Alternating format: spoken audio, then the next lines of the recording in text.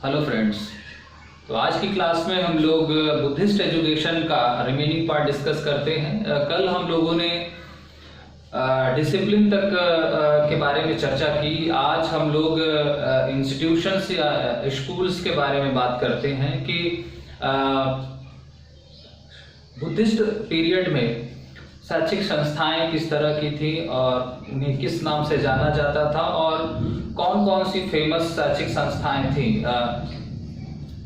क्योंकि यहाँ से एग्जाम में क्वेश्चंस फ्रेम करने की प्रोबेबिलिटी सबसे ज़्यादा होती है, तो इस टॉपिक को बहुत केयरफुली हम लोग समझने की कोशिश करते हैं।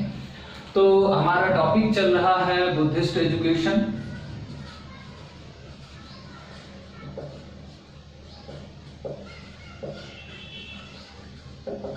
और उस बुद्धिस्ट एजुकेशन में हमने आज पढ़ना है इंस्टीट्यूशंस और स्कूल।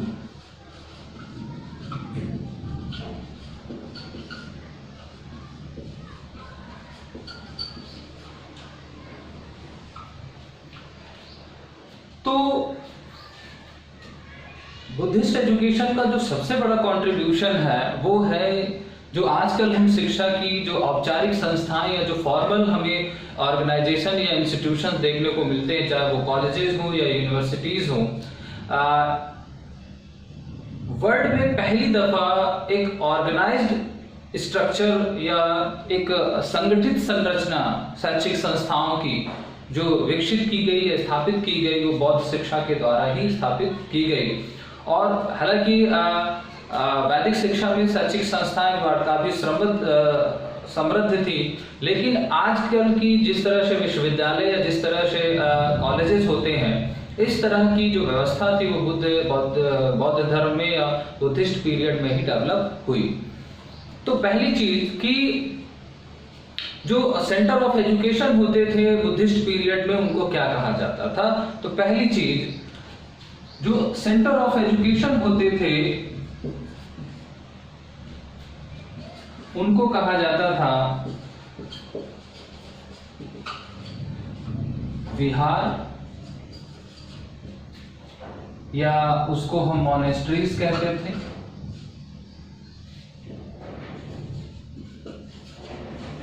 या हम उसको संघ कहते थे। तो कहने का तात्पर्य जो शिक्षा थी या तो वो विहारों में दी जाती थी, विहार में, मठ में या संघ में दी जाती थी। तो जो शिक्षा के केंद्र होते थे वो मठ, विहार और संघ हुआ करते थे। विहार या महाविहार शब्द भी इस्तेमाल होता है। विहार छोटे जो संस्थान होते थे उनके लिए, तो महाविहार जो बड़े संस्थान होते थे। बात ध्यान ये रखना है कि ये जो विहार शब्द है ये संस्कृत का है और ये जो है वो पाली भाषा का है, बस फर्क इतना रखना है। और जो संघ होता था वो संघ एडमिनिस्ट्रेटिव बॉडी होती थी विहार और मठ की। क्लियर? दो जो शिक्षा के केंद्र थे वो थे विहार एंड मॉनेस्ट्रीज, या महाविहार और मॉनेस्ट्रीज। विहार और मॉनेस्ट्रीज या संघ, विहार एवं मठ में अंतर क्या है? केवल शब्दों का फर्क। हमने कहा था कि बुद्धिस्ट पीरियड में जो शिक्षा का माध्यम था वो पाली लैंग्वेज भी थी और संस्कृत भाषा भी थी। तो जब हम संस्कृत की बात करते थे तो वहां विहार शब्द या महाविहार शब्द इस्तेमाल होता था, लेकिन जब हम पाली भाषा की बात करते थे तो वहां पर उसको मॉनेस्ट्रीज या हम मठ कहते थे। तो जिस तरीके से वैदिक शिक्षा में गुरुकुल और परिषद हुआ करती थी, ठीक उसी तरीके से यहाँ विहार और महाविहार शब्द है। जो छोटे संस्थान होते थे, जो कॉलेज लेवल के होते थे, उनको हम विहार कहते थे, और जो बड़े लेवल के होते थे उनको हम महाविहार कहते थे, यानी वो यूनिवर्सिटी लेवल की चीजें होती थी। क्लियर? अब जो फेमस इंस्टीट्यूशंस थे या जो फेमस महाविहार थे वो कुछ कई सारे हैं और उनके हम जरा नाम देखते हैं। तो पहली चीज यहाँ पर ध्यान रखना है कि जो बुद्धिस्ट पीरियड की एजुकेशन थी उसके जो एजुकेशन सेंटर होते थे वो मॉनेस्ट्रीज एंड विहार होते थे। और मठ एवं विहार में बहुत कंफ्यूजन हो जाता है कि हम मठ कहें किसे विहार कहें। तो मठ क्या होते थे? पाली भाषा में हम इस्तेमाल करते थे और विहार संस्कृत भाषा में। संघ क्या होता था? वो एक प्रशासनिक संस्था होती थी मठों एवं बिहार। ओके, तो उसको हम शंग, तो शंग बिहार के परिप्रेक्ष्य में भी इस्तेमाल हो सकता था या महाबिहार के शब्द में भी होता था और मठों के संदर्भ में भी होता था। तो ये बात समझ गई। अब हम यहाँ पर जो फेमस इंस्टीट्यूशंस थे उनके बारे में बात करते हैं। तो फेमस इंस्टीट्यूशंस क्या थे?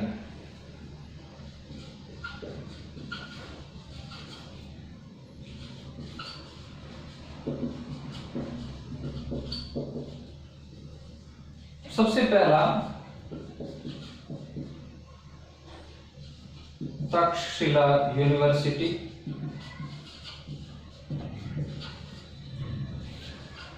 दूसरा नालंदा यूनिवर्सिटी,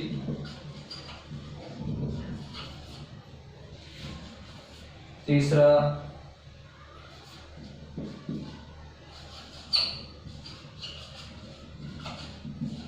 विक्रमशिला यूनिवर्सिटी,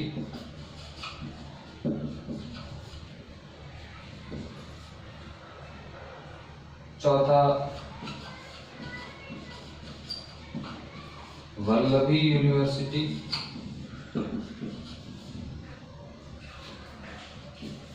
पांचवा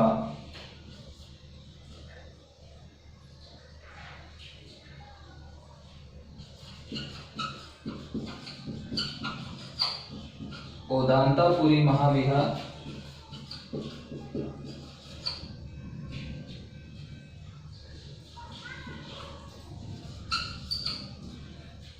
छठा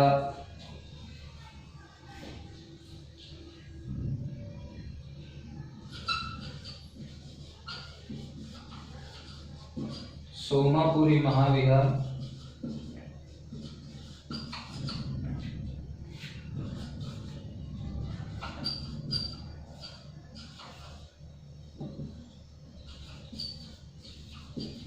जगदल महाविहार,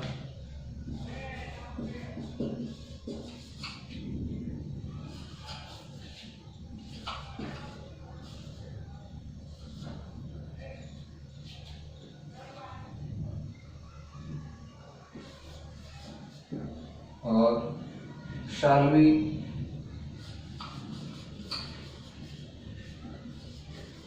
महाविहार। तो ये हमारे कुछ फेमस इंस्टीट्यूशंस थे इस कालखंड के। शालवन है यहाँ पर एक शालवन महाविहार। तो ये कुछ फेमस इंस्टीट्यूशंस थे हमारे। ज्यादातर जब हमें एंशियंट पीरियड से क्वेश्चंस इंस्टीट्यूशंस के बारे में पूछा जाता है तो वो इन्हीं से संबंधित जो है वो क्वेश्चंस पूछा जाता है। तो इसको बहुत ध्यानपूर्वक हम समझने की कोशिश करेंगे। तो अब इसमें जरा एक एक को हम लेते हैं। तो सबसे पहले हम तक्षशिला के बारे में बात करते हैं।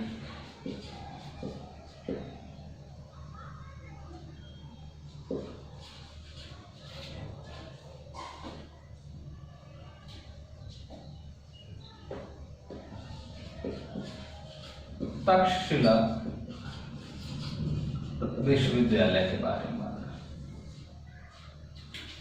देखिए, यहाँ पर जब क्वेश्चन पूछा जाता है इन इंस्टीट्यूशन से तो इनके फाउंडर, इनकी स्थापना कब हुई इसके संदर्भ में होता है। ये किसने स्थापना की इससे संबंधित होता है, या फिर ये किस तरह के शिक्षा के केंद्र थे। तो ध्यान रहे कि ये जितने भी शिक्षा के केंद्र हैं ये सभी बौद्ध शिक्षा के केंद्र थे, भले एंशिएंट पीरियड के, ये वैदिक शिक्षा के संदर्भ में नहीं थे। ये ध्यान रखें कि ये सारे विश्वविद्यालय जो है, बड़ी बड़ी जो संस्थाएं थी, हमने कहा था कि जो आजकल हमें विश्वविद्यालय का जो स्वरूप देखने को मिलता, इस तरीके की जो अवधारणा थी वो बुद्धिस्ट पीरियड में ही डेवलप की गई। और जब हम बुद्धिस्ट एजुकेशन के मेरिट्स की चर्चा करते हैं तो उन्होंने ही जो है डेवलपमेंट किया था एक organized system of educational institute का। तो तक्षशिला के बारे में बात करते हैं। तक्षशिला जो संस्था है वो है स्थित कहां पर है?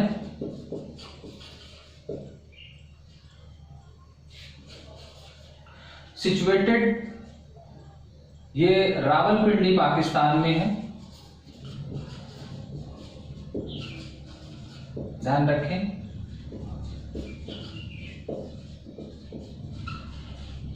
ये पाकिस्तान में है। इसकी स्थापना हुई थी 600 BC टू 500 AD के दौरान बाय चंद्रगुप्त मौर्य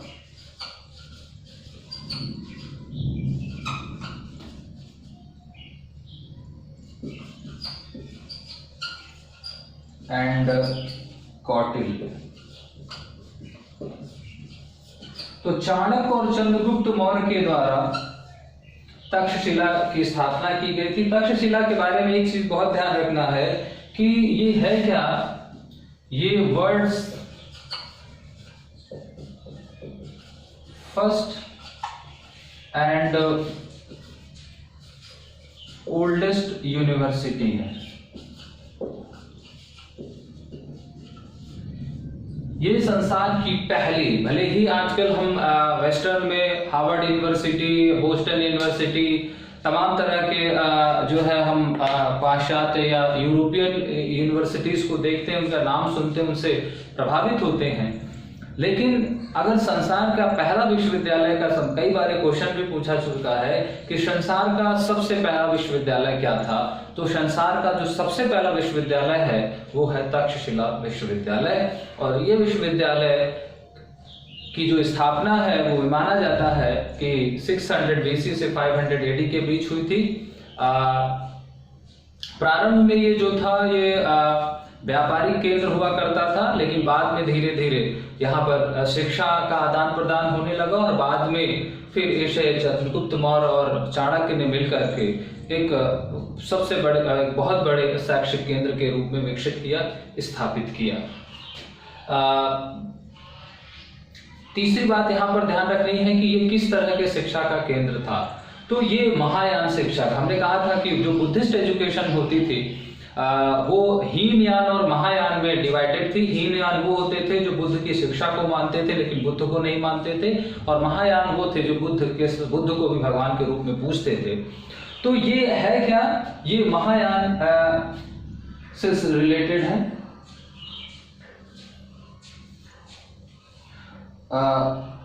महायान से संबंधित शैक्षिक संस्था है। और फिर इसे 13वीं शताब्दी 12वीं शताब्दी में जब बख्तियार खिलजी ने आक्रमण किया था तो उसने इसको नष्ट किया था।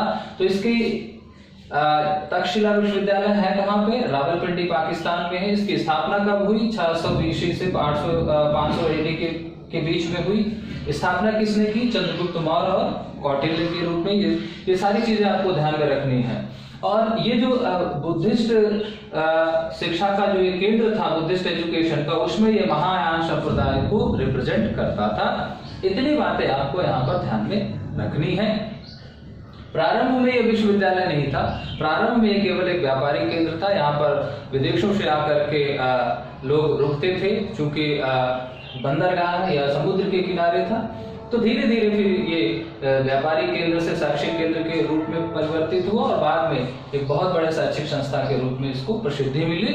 और सबसे महत्वपूर्ण बात तक्षशिला के बारे में ध्यान रखनी है कि ये संसार का पहला और सबसे पुराना विश्वविद्यालय के रूप में स्थापित है या उसको विकसित है या उसको इसकी जो है वो उपमा प्राप्त है। क्लियर? चलिए अब आते हैं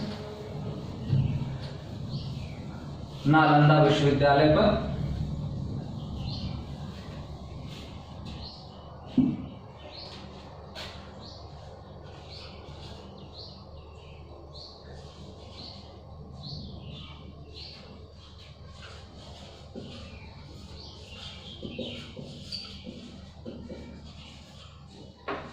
नालंदा विश्वविद्यालय, यहां पर स्पेलिंग मिस्टेक है।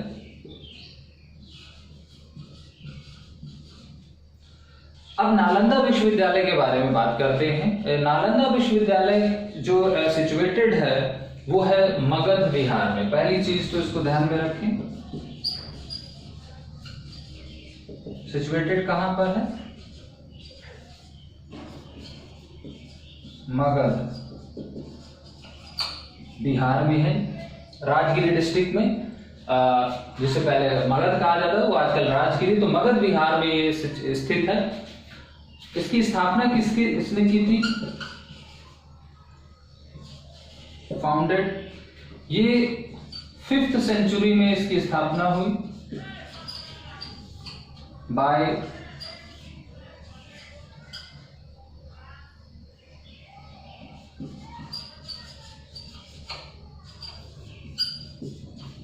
कुमार गुप्त फर्स्ट। तो जो हमारे गुप्त शासक थे कुमार गुप्त प्रथम, उन्होंने इसकी स्थापना की। ध्यान रखें कि बहुत इससे संबंधित क्वेश्चन पूछा जाता था है।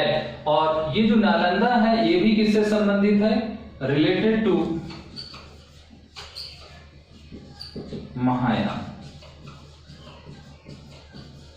ये भी महायान से संबंधित है। तो 3 बातें ध्यान में रखनी है। इसका जो अबेंडन हुआ, हमने कहा अबेंडेड, इसको नष्ट किया गया 13th सेंचुरी में बख्तियार खिलजी के द्वारा।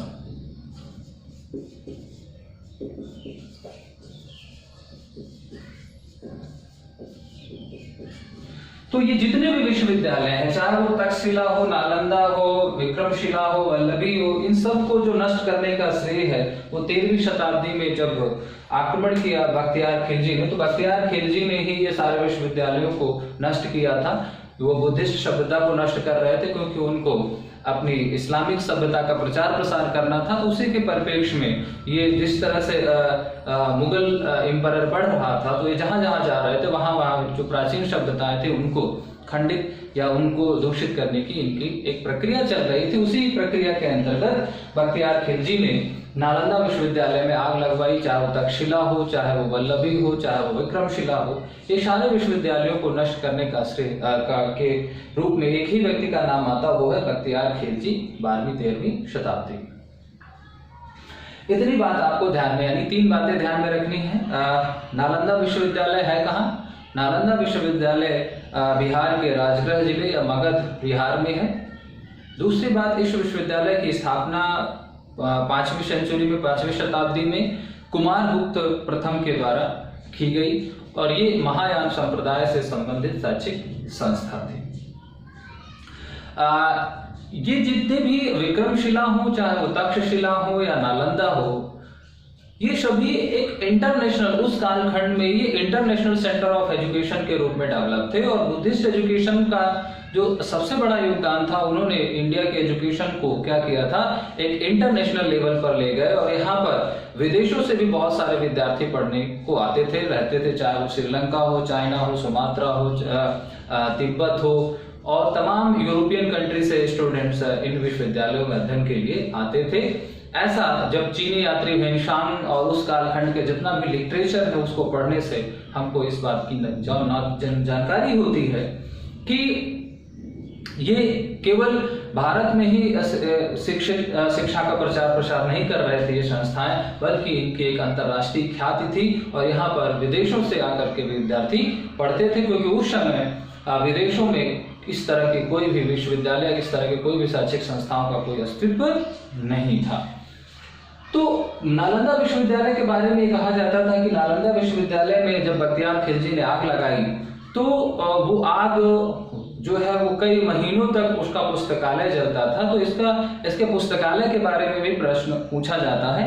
तो एक बहुत बड़ा पुस्तकालय होता था, क्योंकि बुद्धिस्ट एजुकेशन में हमने कहा कि जो रिटन सिस्टम था, ओरल के साथ साथ रिटन सिस्टम भी डेवलप हो चुका था, लेकिन वो उतना एफिशिएंट नहीं था। लेकिन इतना ज्यादा रिच लिटरेचर था वहां पर पाली लैंग्वेज में और संस्कृत लैंग्वेज में, वेदों का, पुराणों का, कि जब बख्तियार खिलजी ने इसकी लाइब्रेरी में आग लगाई तो वो कई महीनों तक लाइब्रेरी से धुआं उठता रहा। कहीं कहीं पर तो कहा यह जाता है कि कई वर्षों तक उससे आग निकलती रही। तो हम नालंदा विश्वविद्यालय की लाइब्रेरी के बारे में भी पढ़ते हैं, थोड़ा सा जानने की कोशिश करते हैं। तो सबसे पहली जो लाइब्रेरी थी यहाँ की, उस लाइब्रेरी का जो नाम था वो था धर्मगंज। लाइब्रेरी का नाम क्या था?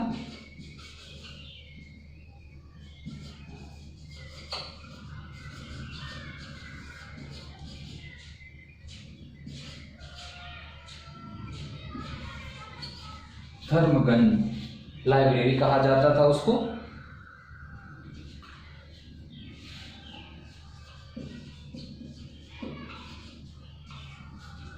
दूसरी, ये जो लाइब्रेरी थी, ये लाइब्रेरी के यानी ये 9 फ्लोर्स की थी। लाइब्रेरी कितनी थी? 9 मंजिला इमारत थी, 9 मंजिला पुस्तकालय था, जिस पुस्तकालय को हम धर्मगंज नाम से प्रोनाउंसिएट किया जाता था। और इसमें 3 डिपार्टमेंट होते थे। डिपार्टमेंट्स कितने थे?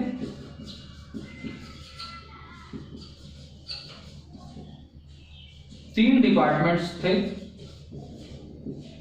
और उन तीनों डिपार्टमेंट्स को कहा जाता था रतन सागर,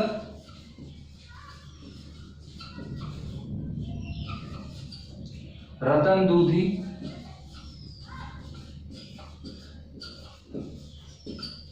और रतन रंजक।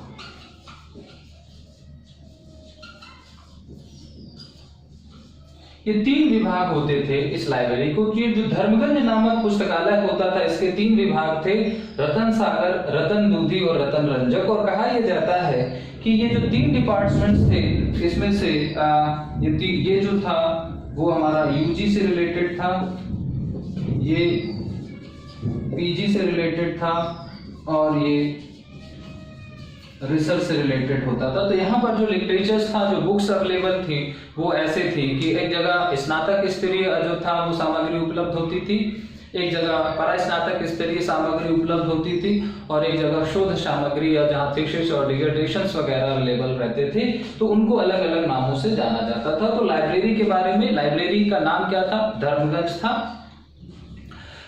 लाइब्रेरी कितनी थी? 9 फ्लोर की थी, यानी 9 मंजिल की इमारत थी। और उस लाइब्रेरी के 3 विभाग थे, जिसमें से एक को रतन सागर, एक रतन दूधी और एक रतन रंजक कहा जाता था, जो क्रमशः यूजी, पीजी और रिसर्च लेवल की बुक्स या लिटरेचर अवेलेबल कराते थे या स्टूडेंट्स के लिए वहां पर उपलब्ध हुआ करते थे। अब तीसरी बात जो नालंदा विश्वविद्यालय के बारे में आपसे पूछी जा सकती है एग्जाम में, वो ये है कि 2014 में इसका रिनोवेशन किया गया। नालंदा विश्वविद्यालय जब 2014 में सरकार ने ये कहा कि जितने भी एशियंट एजुकेशनल इंस्टीट्यूट हैं उनको फिर से हम रिस्टैब्लिश करेंगे, उनको रिन्यूएट करेंगे, क्योंकि उनकी बहुत ज्यादा प्रसिद्धि है, उनकी अपनी एक गुडविल है, तो हम उनको उनका जो खोया हुआ गौरव है, जो हमारी प्राचीन शैक्षिक संस्थाएं हैं, उन प्राचीन शैक्षिक संस्थाओं का पुनरुद्धार या उनका पुनर्निर्माण करने के लिए सरकार ने एक कार्य योजना बनाई और उसी कार्य योजना के तहत 2014 में इसकी पुनर्स्थापना की जाती है। नालंदा विश्वविद्यालय को फिर से स्टार्ट किया जाता है। तो तीसरा जो सवाल, पहला तो इसकी स्थापना और इसके संस्थापक के बारे में, इसके स्थापना कालखंड के बारे में आपको ध्यान रखना है। दूसरा, इसके पुस्तकालय के बारे में जो है वो क्वेश्चन पूछा जाता है, उसको आपको ध्यान रखना है। और तीसरा, इसका जो रीस्टैब्लिशमेंट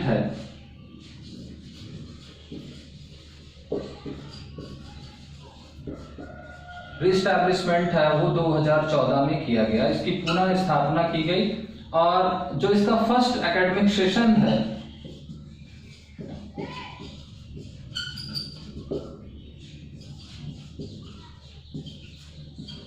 वो 2015 से स्टार्ट हो गया। 37 बच्चे 2015 में इसमें शिक्षा ली। तो अब ये विश्वविद्यालय पुनः से जो है वो संचालित होने लगा है, पुनः से कार्य करने लगा है और इसे एक सेंट्रल यूनिवर्सिटी का दर्जा प्राप्त है। ध्यान रखें कि ये है क्या है, इंडिया की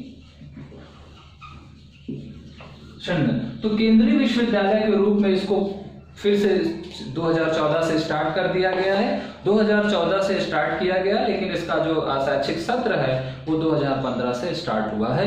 तो तीसरा जो सवाल पूछा जा सकता है वो ये है कि नालंदा विश्वविद्यालय को फिर से कब चालू किया गया? तो 2014 से पुनः चालू हुआ। और इससे किस तरह का विश्वविद्यालय है? एक केंद्रीय विश्वविद्यालय का दर्जा प्राप्त है और इसमें एकेडमिक सेशन कब से स्टार्ट हुआ? इसमें एकेडमिक सेशन 2015 से स्टार्ट हुआ। तो जो बुद्धिस्ट पीरियड में तक्षशिला के बाद जो सबसे फेमस इंस्टीट्यूशन था वो नालंदा था। तो 5वीं शताब्दी में कुमारगुप्त के द्वारा स्थापित ये संस्था है जो महायान संप्रदाय से संबंधित है, जो राजगृह बिहार में स्थित है। और इसके इसकी जो पुनर्स्थापना या जो उसका पुनर्गठन किया गया वो 2014 में है। 2015 से यह एक केंद्रीय विश्वविद्यालय के रूप में स्मूथली कार्य करने लगा। तो ये 3 बातें आपको नालंदा विश्वविद्यालय के संदर्भ में ध्यान में रखनी है। अब आते हैं विक्रमशिला यूनिवर्सिटी के बारे में।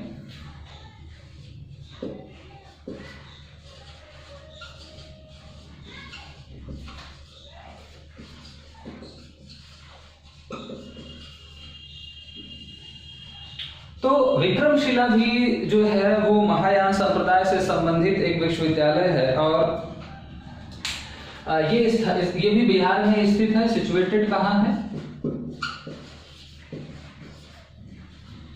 सिचुएटेड भागलपुर, बिहार। और इसको फाउंडेड किया है, इसकी स्थापना की गई है 8th-9th सेंचुरी के आसपास के बीच में बाई पाल शासक धर्मपाल ने इसकी स्थापना की। ठीक है। और ये भी किससे रिलेटेड है? महायान से रिलेटेड है।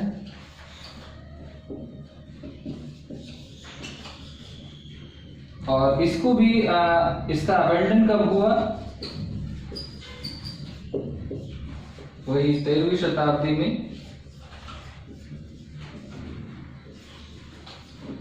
खिलजी के द्वारा किया गया। तो विक्रमशिला विश्वविद्यालय क्या है? बिहार में ही है, भागलपुर डिस्ट्रिक्ट में।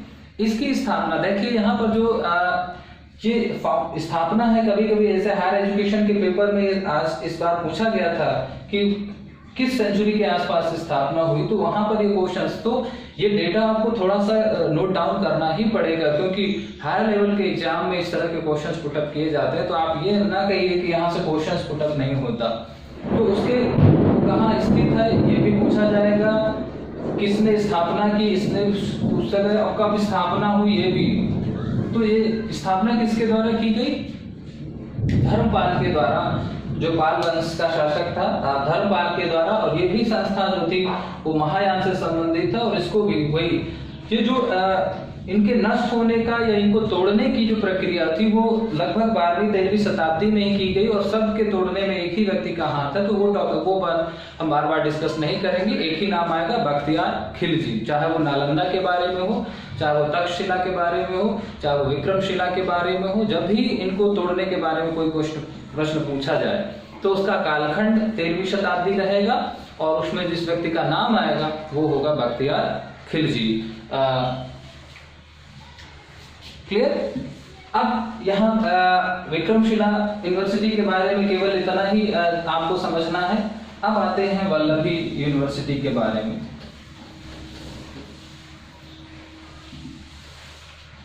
वल्लभी यूनिवर्सिटी भी बहुत फेमस है क्योंकि अभी तक जो आपने पढ़े वो सभी महायान के पढ़े। जो वल्लभी के बारे में एक चीज अलग है,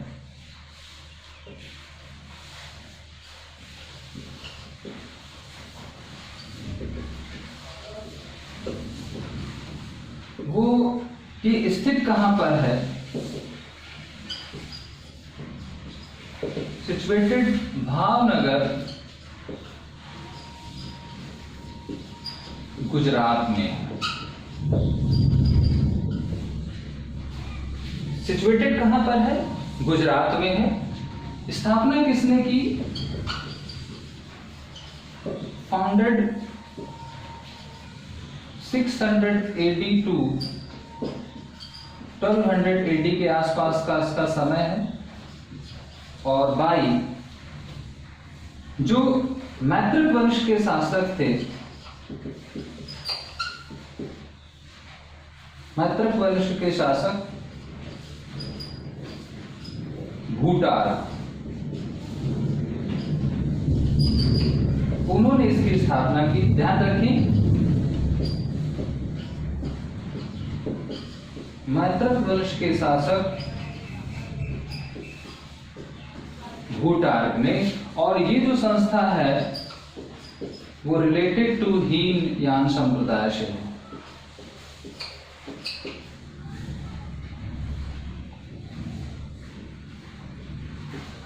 अभी तक तक्षशिला, नालंदा और विक्रमशिला किससे थे?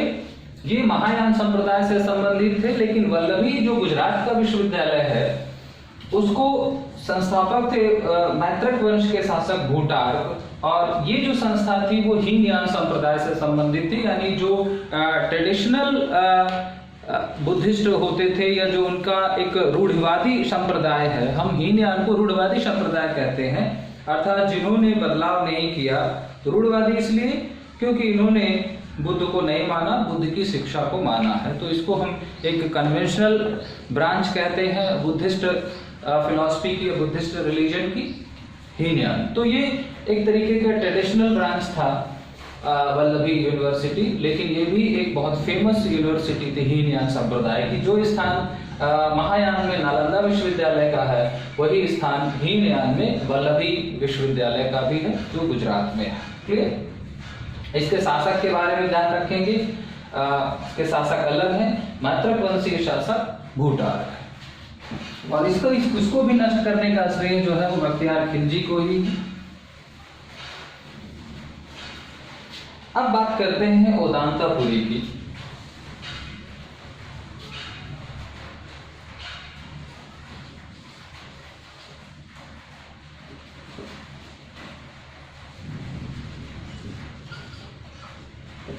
ओदांतापुरी महाविहार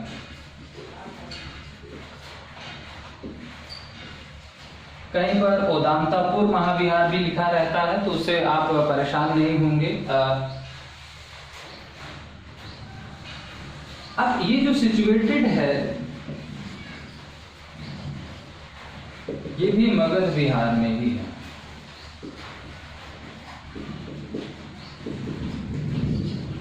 ये भी कहाँ है? मगध विहार में है। फाउंडेड ये भी 8th सेंचुरी के आसपास स्थापना हुई और इसकी स्थापना की है गोपाला ने, यानी पाल वंश के शासक।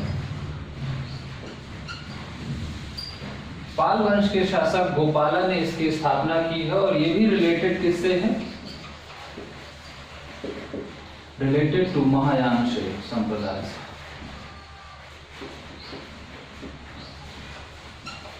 महायान ब्रांच से रिलेटेड ये 3 चीजें। ज्यादातर इसके संस्थापकों को लेकर के सवाल पूछा जाता है, या फिर वो किस ब्रांच से संबंधित है, इससे संबंधित सवाल पूछा जाता है, और कहां पर स्थित है ये सवाल पूछा जाता है। तो ये 3 बातें आपको ध्यान में रखनी है। तो ये भी संस्था जो है वो बिहार में है, और ये भी महायान से संबंधित। जितनी भी बिहार में संस्थाएं हैं सारी की सारी महायान से है। एक कॉमन बात आपको यहाँ पर ये ध्यान में रखनी है। हाँ, उसके फाउंडर अलग अलग हैं, जैसे नालंदा के कुमारगुप्त हैं, विक्रमशिला के धर्मपाल हैं, और ओदांतापुरी के यहाँ पर गोपाल हैं। ठीक, पाल शासक गोपाल, और इसके पहले यहाँ पर विक्रमशिला के भी पाल शासक धर्मपाल थे। क्लियर? अब आते हैं सोमापुरी महाविहार के बारे में। ध्यान रखेंगे कि इसमें ये जितने भी विश्व यहाँ तक के हैं ओदांतापुरी हैं, ये सभी इंडिया में हैं। एक बात ध्यान में रखनी। और फिर ये जितने भी हैं ये बिहार, चाहे वो शोभापुरी हो, चाहे वो जगदल हो, चाहे वो सलबन हो, ये सब बांग्लादेश में है। इस बात का ध्यान रखें, ये सब बांग्लादेश में स्थित है। तो अब अगर हम सोमापुरी के बारे में बात करते हैं, सबसे पहले सोमापुरी महाविहार के बारे में बात कर लें।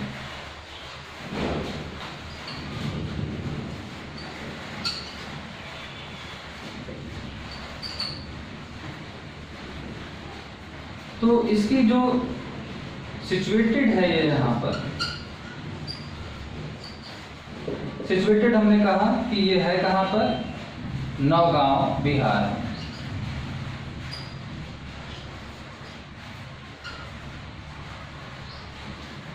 नौगांव बांग्लादेश।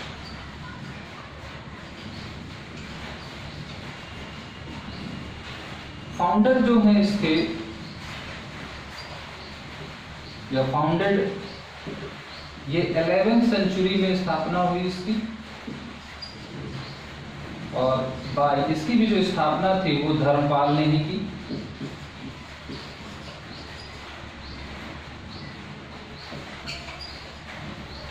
धर्मपाल ने की, और चूंकि धर्मपाल है तो इसके भी जो है ये किससे रिलेटेड है, ये भी महायान ब्रांच से रिलेटेड है। ये भी महायान ब्रांच से रिलेटेड है, और इसको भी जो नष्ट करने का श्रेय है वो बख्तियार खिलजी को है।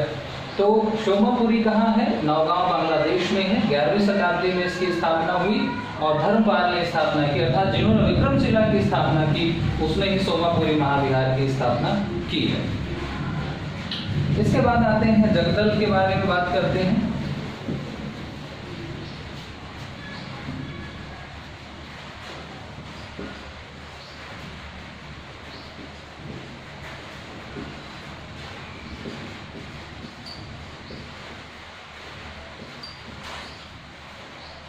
जगदल महाविहार के बारे में भी है। ये भी जो है वो सिचुएटेड कहाँ पर है, ये बांग्लादेश में है।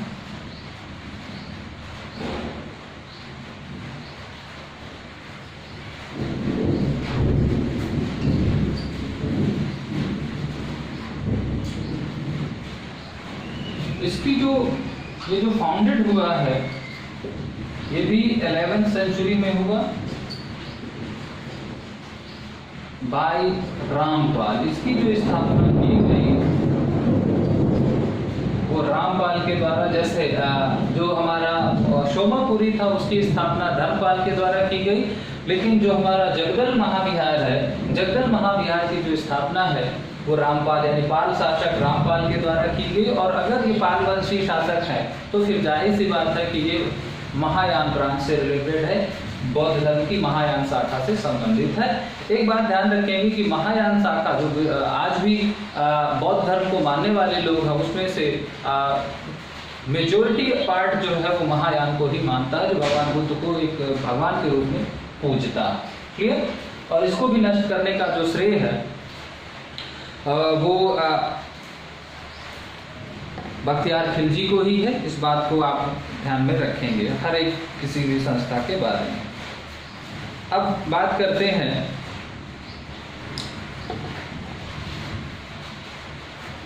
शालभान महाविहार।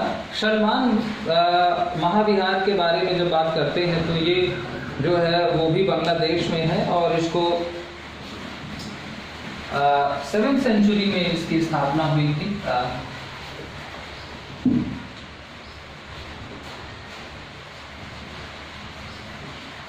शालभान महाविहार तो सिचुएटेड कहाँ पर है, समझ में आ रहा है, बांग्लादेश में।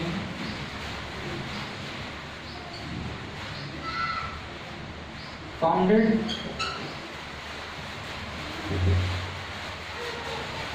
7th century by भावदेवा।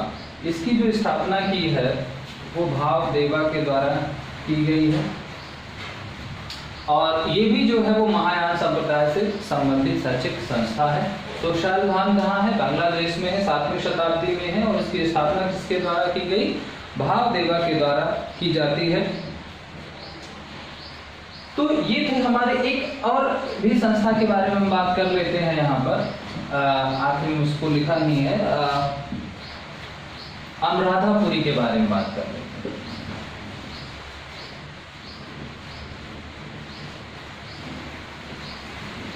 अनुराधापुरी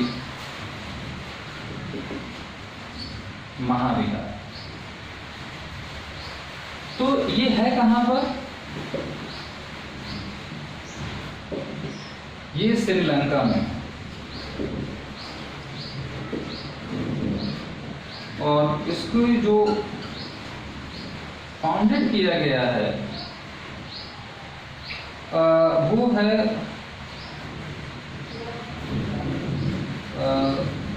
247 से 206 BC के आसपास इसकी जो स्थापना की गई है वो की गई है देवमप्रिया के द्वारा, बाई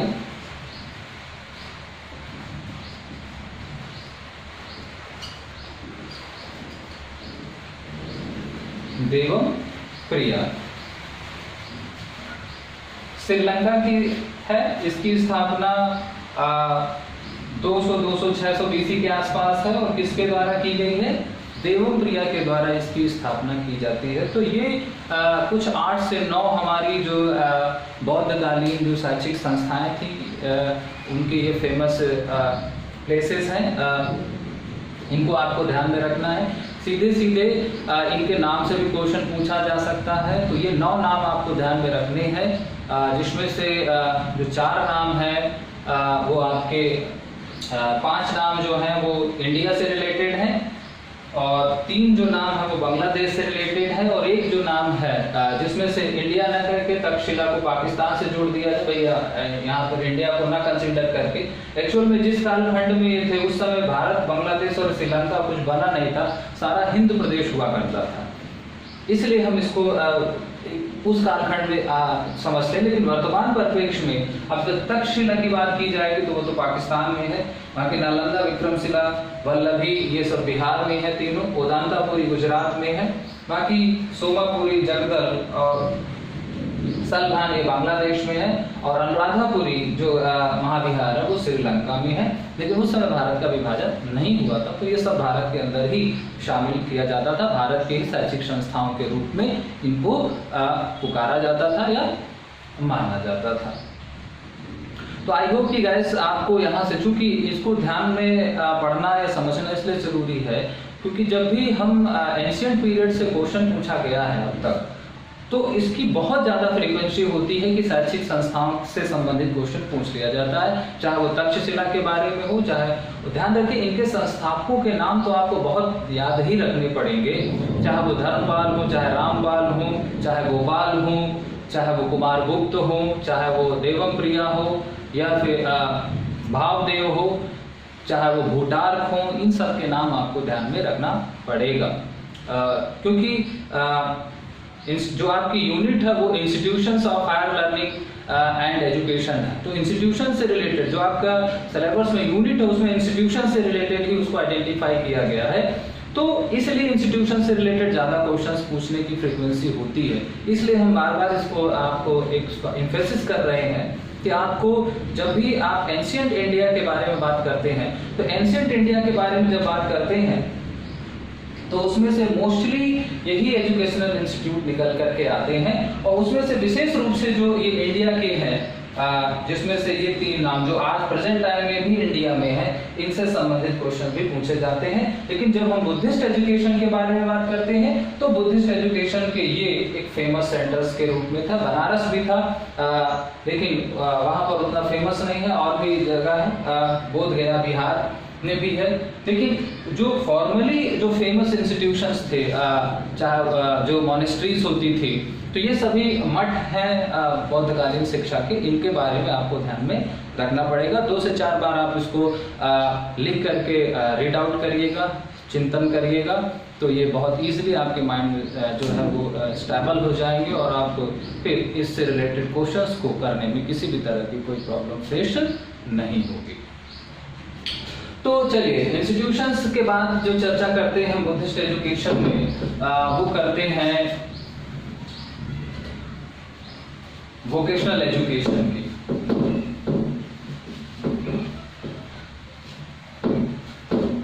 बुद्धिस्ट एजुकेशन में शैक्षिक संस्थाओं के बाद जो चर्चा आती है वो होती है वोकेशनल एजुकेशन की।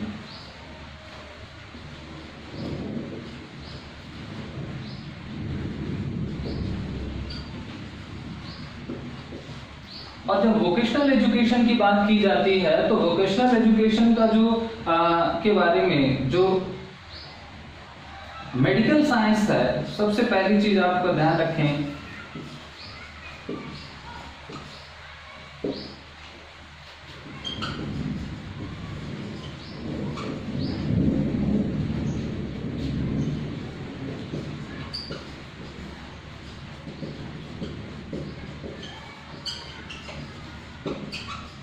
एक चीज ध्यान में रखना है, जो चिकित्सा विज्ञान है, जो मेडिकल साइंस है, medical science was the gift of Buddhist education. क्यों? क्योंकि यहाँ पर दो चीजों की आपने नाम सुने होंगे, चरक, जिन्होंने चरक संहिता लिखी, और एक धन्वंतरी।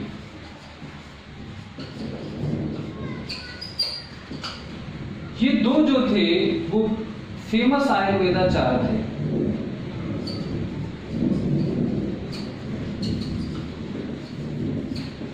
इस कालखंड के बुद्धिस्ट पीरियड के जो चरक संहिता है वो विश्व प्रसिद्ध एक चिकित्सा शास्त्र का ग्रंथ आज भी माना जाता है। तो चाहे वो चरक हो चाहे वो धन्वंतरी हो, तो ये दो फेमस लोग थे इस कालखंड में जो मेडिकल साइंस की फील्ड में फेमस हुए, चाहे वो सर्जरी हो या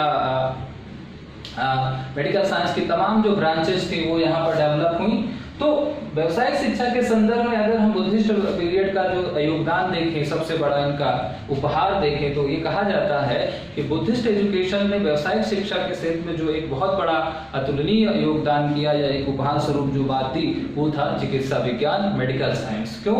क्योंकि चरक संहिता जो था वो इस कालखंड का फेमस ग्रंथ था जो मेडिकल साइंस पर बेस्ड है। तो चरक और धन्वंतरी दो लोगों की वजह से बुद्धिस्ट एजुकेशन में जो वोकेशनल का सबसे बड़ा कंट्रीब्यूशन रहा वो मेडिकल साइंस माना गया। इस बात को आपको ध्यान में रखना है एग्जाम की दृष्टि से। दूसरा, फिर वुमेन एजुकेशन की बात करते हैं। जब हमने मोड ऑफ एजुकेशन के बारे में बात की थी तो हमने कहा था कि बुद्धिस्ट पीरियड में इनिशियल स्टेज पर वुमेन्स को अधिकार नहीं था शिक्षा प्राप्त करने का, लेकिन बाद में जब उनके शिष्य आनंद ने बुद्ध से रिक्वेस्ट की मठों में और विहारों में लड़कियों के और महिलाओं के प्रवेश पर, तब बुद्ध ने इसकी स्वीकृति प्रदान की। इसका मतलब बाद में लड़कियों को या महिलाओं को शिक्षा प्राप्त करने का अधिकार हो गया और वो मठों एवं विहारों में पुरुष मॉन्क की तरह रह सकते थे, लेकिन उनको भी ब्रह्मचर्य या सेलिबेसी का जीवन जीना होता था। तो महिला शिक्षा का अगर के बारे में बात की जाए तो महिला शिक्षा प्रारंभ में तो नहीं थी, लेकिन बाद में महिला शिक्षा की व्यवस्था हुई और महिलाओं को भी पुरुषों की भांति मठों एवं विहारों में शिक्षा प्राप्त करने का अधिकार हुआ। तो लेकिन हमने कहा कि सामान्य महिलाओं को शिक्षा प्राप्त करने का अधिकार नहीं था। जो बहुत बुद्धिमान होती थी, प्रखर बुद्धि की होती थी, उनको था। जो अविवाहित रहती थी उनको मिलता था। और दूसरी बात, जो मॉम्स होते थे, भिक्षुक होते थे, जिन्हें हम उपचर्य कहते या जिन्हें हम उपजश कहते थे, टीचर्स जो होते थे उनको उपजश कहा जाता था, चाहे वो आचार्य हो चाहे उपाध्याय हो, उनको अकेले में महिलाओं को शिक्षा देने का जो था वो परमिशन नहीं था, अकॉर्डिंग टू विनय पीटर। तो वोकेशनल एजुकेशन हम लोगों ने पढ़ी। यहाँ पर एक लास्ट में बात कर लेते हैं यहाँ पर उप संपदा संस्कार की।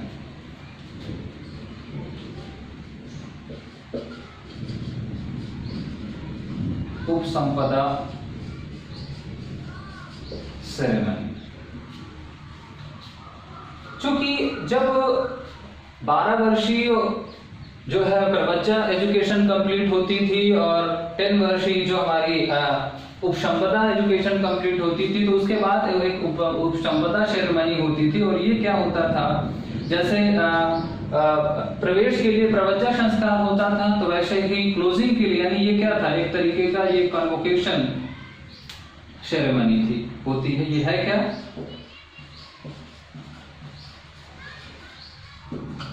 ये कन्वोकेशन सेरेमनी,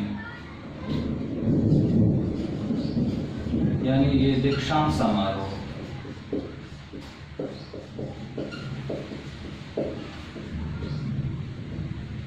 जैसे वैदिक पीरियड में समावर्तन संस्कार होता था, वहां पर विद्या का आरंभ होता था उपनयन संस्कार से, और जो क्लोजिंग होती थी वो होती थी समावर्तन से। तो वहां पर जो था वो आपको ध्यान में रखना है यूएस, यानी उपनयन टू समावर्तन। यहाँ पर जो चलता है वो है पीयू चलता है, यानी प्रवज्जा से उपसंपदा। तो दोनों में यू है, क्योंकि बहुत बार कंफ्यूजन हो जाता है हमको कि उपनयन और उपसंपदा में कंफ्यूज हो जाते हैं। अभी पढ़ रहे हैं तो ध्यान में आ रहा है। तो ध्यान में रखेंगे कि वैदिक शिक्षा में भी यू कोड है और बुद्धिस्ट एजुकेशन में भी कोड है, लेकिन वहां यू से स्टार्ट होती है और एस पर कंप्लीट होती है, यहाँ पी से स्टार्ट होती है और यू। तो यू जब पहले दिखे तो इसका मतलब ये जो संस्कार का सीरीज है वो है वैदिक में। ये याद करने की एक ट्रिक है जो मुझे मैंने इस्तेमाल की है। और ये जो है वो बुद्धिस्ट में है, ये बुद्धिस्ट में है। केवल वो एडमिशन और क्लोजिंग, यानी जो ओपनिंग सेरेमनी और क्लोजिंग सेरेमनी है, केवल इसके बारे में। तो अब यहाँ पर कन्वोकेशन सेरेमनी में क्या होता था, जो भिक्षुक होता था या जो श्रमण होता था या शामनेर होता था, शामनेर जिसे हम विद्यार्थी कहते हैं बुद्धिस्ट में, तो जो शामनेर होता था वो सभी भिक्षुओं के सामने अपने आचार्यों के सामने उपस्थित होता था और उससे वाद विवाद होता था, उसका साक्षात्कार लिया जाता था, उससे शास्त्रार्थ किया जाता था। सारे जो आचार्य होते थे या उपाध्याय होते थे, जब उससे वो संतुष्ट हो जाते थे उससे प्रश्न पूछते थे, और जब वो जब सभी अप्रूव्ड कर देते थे तभी उसको ग्रेजुएट घोषित हुआ जाता था, तभी उसको जो है वो डिग्री मिलती थी। तो इस क्लोजिंग सेरेमनी में भी एक संस्कार होता था, बालक वैसे ही सब नहा धो करके पूरा एक उत्सव होता था, और उसमें जो सामने श्रवण होता था, जो सामनेर होता था, वो अपने आप को भिक्षुक के सामने रखता था, सभी भिक्षुकों के सामने, जिसमें से कुछ उसी मठ के होते थे, जैसे आजकल इंटरनल एक्सटर्नल एग्जामिनर होते हैं, ठीक उसी तरीके से उसको जो पढ़ाया है जिन भिक्षुकों ने, जिन आचार्यों ने, वो भी होते थे। कुछ दूसरे मोनेस्ट्रीज से भी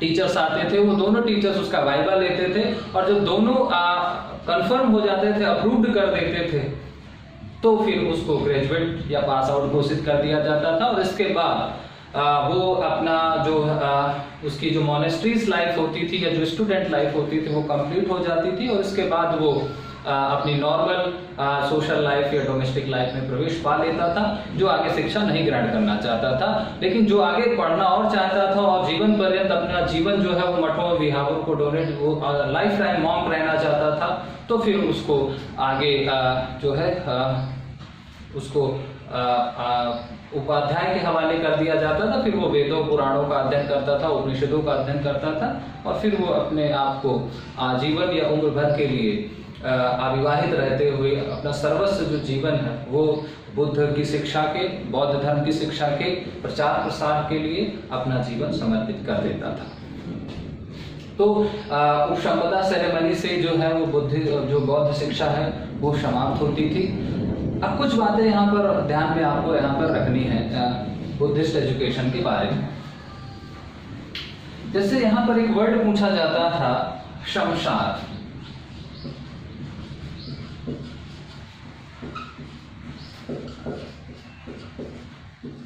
शमशार का मतलब क्या है बुद्धिस्ट में? तो शमशार का मतलब समझ लीजिए,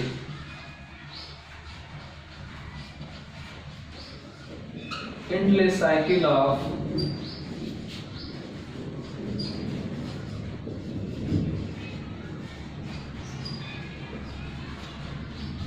जब भी शमशान शब्द इस्तेमाल किया जाए बुद्धिस्ट में तो ध्यान रखें कि endless cycle of birth, death and rebirth, अर्थात जीवन, मरण और पुनर्जन्म। क्योंकि बुद्ध जो थे वो पुनर्जन्म में विश्वास करते थे, तो वो जन्म मरण का जो चक्र होता था, वो जो साइकिल होती थी, तो एक कभी ना समाप्त होने वाला जो चक्र है उसको ही शमशान कहा जाता था।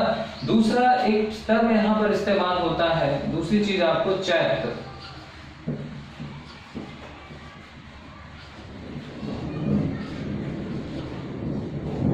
चैत्र क्या होता है, इससे संबंधित भी आपको ध्यान में रखना है।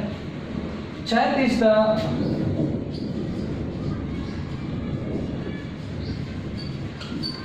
वर्शिप प्लेस ऑफ मॉन्क, यानी जहां प्रेयर करते थे या प्रार्थना करते थे, वर्कशॉप या जिसको हम प्रेयर प्लेस कह सकते हैं, अर्थात प्रार्थना का समय या पूजा का जो स्थल होता था या स्थान होता था, जहां पर भिक्षुक लोग या स्टूडेंट लोग जाकर के प्रेयर करते थे, तो वो जो जगह होती थी उसको चैत्य के नाम से जाना जाता था। जो विहार होते थे या जो मॉनेस्ट्रीज होती थी वो रहने के स्थान होते थे, वो रेसिडेंटल होते थे। विहार जो था वो रेसिडेंटल प्लेस होता था, लेकिन जो चैत्य है, चैत्य इज द प्रेयर प्लेस। कई बार एग्जाम में पूछा गया है कि बुद्धिस्ट एजुकेशन में, बुद्धिस्ट पीरियड में जहां पर आचार्य या भिक्षुक लोग जाकर के प्रार्थना करते थे, पूजा करते थे, आराधना करते थे, उस जगह को क्या कहते? तो उसको हम मठ या विहार नहीं करते, वो जगह पर्टिकुलर चैत्य के नाम से जानी जाती थी। तीसरी बात आपको यहाँ पर क्या ध्यान में रखना है,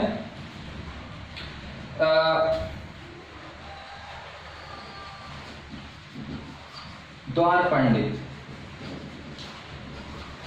ये एक वर्ड आपको ध्यान में रखना है।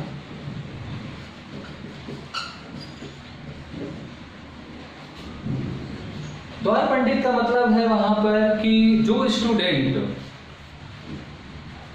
जो संघ होता था या जो विहार या जो मठ होता था उसकी जो रखवाली करता था, चूंकि सिक्योरिटी के रूप में, जैसे आजकल यूनिवर्सिटीज में सिक्योरिटी गार्ड लगे होते हैं, तो उस कालखंड में विद्यार्थियों को ही जो है वो शैक्षिक संस्थाओं की सुरक्षा करनी होती थी। तो एक रोस्टर होता था, एक सीरियल होता था, अलग अलग दिन अलग अलग विद्यार्थियों की ड्यूटी लगाई जाती थी। तो वो जो विद्यार्थी संघों के या विहारों के गेट पर सुरक्षा की दृष्टि से तैनात किया जाता था, तो उस तैनात किए गए विद्यार्थी को द्वार पंडित कहा जाता था वहां पर। तो द्वार पंडित का संबंध पढ़ाने वाले से नहीं है, बल्कि द्वार पंडित का मतलब एक सुरक्षा कर्मी से था, एक सुरक्षा गार्ड से था, सिक्योरिटी गार्ड से होता था। लेकिन ये परमानेंट नहीं होते थे, ये रिस्पॉन्सिबिलिटी स्टूडेंट की होती थी कि रोज जो है वो 1 बाय 1 क्रम से 2-3 लोगों का ड्यूटी एक क्रम से बना रहता था, और वो जाकर के 1 बाय 1 24 घंटे ड्यूटी करके 8-8 घंटे की शिफ्ट में जो मठ होते थे या विहार होते थे, जो महाविहार होते थे, उनकी सुरक्षा में तैनात होते थे या ड्यूटी करते थे। तो उसको हम द्वार पंडित कहते हैं। तो ये कुछ बातें थी बुद्धिस्ट एजुकेशन से। अब अगर हम बुद्धिस्ट एजुकेशन की मेरिट्स और डिमेरिट्स के बारे में चर्चा कर लें, तो अगर हम उसके सकारात्मक पहलुओं के बारे में बात करते हैं, मेरिट्स के बारे में बात करें, तो क्या मेरिट्स निकल करके आती हैं? मेरिट्स क्या निकल करके? पहली मेरिट्स तो निकल करके ये आती है कि यहाँ पर भी जो एजुकेशन थी वो फ्री एजुकेशन थी। दूसरी बात, यहाँ पर भी जो एजुकेशन थी वो रेसिडेंटल थी, यानी आवासीय विद्यालय हुआ करते थे। लेकिन ये बातें तो वैदिक में थी। अलग क्या था? अलग ये था कि यहाँ पर जो पहली चीज अच्छी आई वो ये थी कि यहाँ पर जो सभी को शिक्षा प्राप्त करने का अधिकार हो गया, अर्थात जो कम्युनल नैरोनेस थी या जो सांप्रदायिक संकुचितता थी, जो शूद्रों को शिक्षा प्राप्त करने का अधिकार नहीं था, वो यहाँ पर हो गया। तो मुक्त शिक्षा थी, आवासीय शिक्षा थी, सभी को शिक्षा थी। शिक्षा की जो व्यवस्थित संस्थाएं थी, यानी develop the organized system of education, give education for all cost. फिर इंटरनेशनल एजुकेशन या इंटरनेशनल इम्पोर्टेंस, एक अंतरराष्ट्रीय स्तर पर महत्व प्रदान किया, चूंकि यहाँ पर विदेशी लोग भी पढ़ने आते थे, तो एक अंतरराष्ट्रीय महत्व था इस शिक्षा का। दूसरी बात यहाँ पर कि डिसिप्लिन को बहुत महत्व दिया गया, चाहे वो विद्यार्थी का व्यवहार हो, चाहे शिक्षक का व्यवहार हो। जो विनय पिटक था वो अनुशासन की टोकरी कहा जाता था, और उसमें तो एक अनुशासित लाइफ जो थी वो मठों एवं विहारों में होती थी लोकतांत्रिक तरीके से। और तो अगर हम मुख्य बातें ध्यान करें यहाँ पर, इसके सकारात्मक पहलुओं को ध्यान करें, तो पहला मुक्त शिक्षा, दूसरा आवासीय शिक्षा, तीसरा सरकारी नियंत्रण से मुक्त शिक्षा, क्योंकि मठ विहार अपने स्वयं के रूल रेगुलेशंस बनाते हैं। तो ये 3 बातें तो वहां पर भी है। अब वहां पर बुद्ध वैदिक में क्या था? शिक्षा की औपचारिक संस्थाएं नहीं थी आज की तरह कॉलेज यूनिवर्सिटी। यहाँ पर आप देख सकते हैं कि नालंदा, ये यहाँ पर यूनिवर्सिटी शब्द इस्तेमाल होने लगा था, तो ये विश्वविद्यालय के रूप में इनको दर्जा दिया गया। तो जो है शिक्षा की एक व्यवस्थित और संरचित संस्थाएं विकसित हुई। सभी जातियों को जो था वो शिक्षा प्राप्त करने का अधिकार हो गया था। दूसरी बात यहाँ पर कि शिक्षा की जो अंतरराष्ट्रीय ख्याति थी वो हो चुकी थी। यहाँ पर अनुशासित जीवन जीने का जो था वो एक अवसर दिया जाने लगा। और दूसरा एक फॉर्मल प्राइमरी एजुकेशन, जो सबसे एक बात अभी मिसिंग हो रही थी वो ये थी कि बुद्धिस्ट एजुकेशन ने एक फॉर्मल प्राइमरी एजुकेशन के बारे में बात की।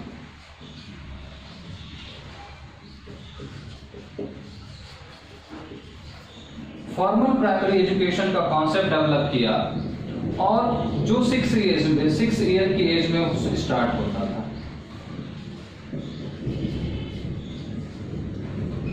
Started at 6 year age. और दूसरी बात यहां पर प्राइमरी में एक इनकी बुक चलती थी जिसे हम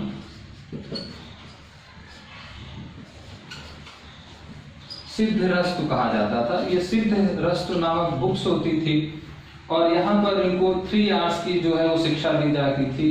रीड, राइट, अर्थमेटिक, तो 3 आवर्स की शिक्षा मिलती थी यहाँ पर। तो प्राइमरी शिक्षा का जो एक औपचारिक प्राथमिक शिक्षा थी उसका उद्भव किया था बुद्धिस्ट ने। और जो चूंकि प्रबंध संस्थान की जो उम्र होती थी वो 8 वर्ष होती थी, लेकिन उसके पहले प्राथमिक शिक्षा शुरू होती थी 6 साल की एज में। 6 साल की एज में जो था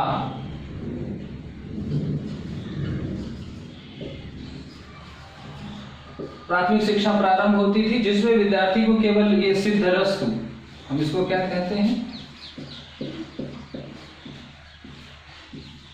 सिद्धरस्तु नामक ये बुक पढ़नी पड़ती थी जिसमें अल्फाबेट्स होते थे। और प्राथमिक शिक्षा के अंदर जो शिक्षा थी वो केवल यहाँ तक ही सीमित थी, 3 आवर्स तक सीमित थी, अर्थात रीड, राइट एंड अर्थमेटिक की शिक्षा प्रदान की जाती थी। तो ये थे इसके कुछ मेरिट्स। अब डिमेरिट्स के बारे में बात करते हैं तो सबसे जो बड़ा डिमेरिट्स था बुद्धिस्ट एजुकेशन का वो था लैकनेस of social life. लैकनेस of social life का मतलब है कि जो ज्यादातर विद्यार्थी थे उनको भिक्षुक बनाने के लिए ज्यादा प्रेरित किया जाता था, अर्थात उनको विवाह से दूर रहने के लिए, क्योंकि कहा जाता था कि विवाह जो है सामाजिक जो है वही दुख है। तो दुख से बचने के लिए वो जो अविवाहित रहने की ज्यादा जो है वो वकालत करते थे, और जिससे धीरे धीरे जो था वो जब व्यक्ति शादी नहीं करेगा तो आगे जो पीढ़ियां नहीं बढ़ेंगी, जब पीढ़ियां नहीं बढ़ेंगी तो धीरे धीरे मानव सभ्यता जो है वो एक दुष्चक्र में फंस जाएगी। तो यही बौद्ध शिक्षा के पतन का मूल कारण था, क्योंकि वहां पर होली लाइफ या मॉन्क लाइफ को ज्यादा प्रिविलेज दिया जाने लगा। तो सबसे बड़े सामाजिक जीवन का जो की उपेक्षा की उन लोगों ने, और जो मॉन्क लाइफ था उसको ज्यादा इम्फेसिस किया, इसलिए धीरे धीरे लोगों ने उस शिक्षा से लोगों का मोह बन लो। तो जो उसकी सबसे बड़ी कमी थी वो थी कि आध्यात्मिक जीवन पर या साधु जीवन पर या स्पिरिचुअल लाइफ पर ज्यादा फोकस किया उन लोगों ने सोशल लाइफ की तुलना में। दूसरा, इन लोगों ने technical education, engineering education, defence education के बारे में चूंकि अहिंसा को ज्यादा बात की, तो ये मिलिट्री साइंस, मिलिट्री, युद्ध, हथियार, इस तरह की शिक्षा नहीं किए, टेक्निकल एजुकेशन नहीं दी। तो धीरे धीरे क्या हुआ, विदेशियों का आक्रमण हुआ और फिर ये उन आक्रमणों को सहन जो है का जवाब देने के लायक अपनी जो सोसाइटी है उसको डेवलप नहीं कर पाए, क्योंकि ये अहिंसा को मानने वाले लोग थे। और जब विदेशी ताकतों ने हमला किया तो फिर ये उनसे युद्ध में लड़ नहीं पाए, और इस कारण तो दो इनकी पतन के 2 ही मुख्य कारण थे। दूसरा, पहला कारण था कि सैन्य शिक्षा का या युद्ध शिक्षा का अभाव था, और दूसरा इनमें सामाजिक जीवन की उपेक्षा की गई। 2 जो मूल कारण थे इनके पतन के वो यही थे। बाकी सब कुछ इसमें अच्छा था, चाहे वो प्राथमिक शिक्षा का संप्रत्यय हो, चाहे सभी जातियों के लिए शिक्षा हो, चाहे वो मुक्त शिक्षा हो, आवासीय शिक्षा हो, शिक्षा की औपचारिक व्यवस्थित संस्थाओं की स्थापना हो, बहुत कुछ अच्छा कार्य किया बुद्धिस्ट पीरियड ने एजुकेशन के सेक्टर में। तो गाइस, आज की क्लास में यहीं तक रखते हैं। अगली क्लास में जर्नलिज्म एजुकेशन के साथ आते हैं, बात करते हैं। तब तक के लिए अपना ख्याल रखिए। Take care, bye bye.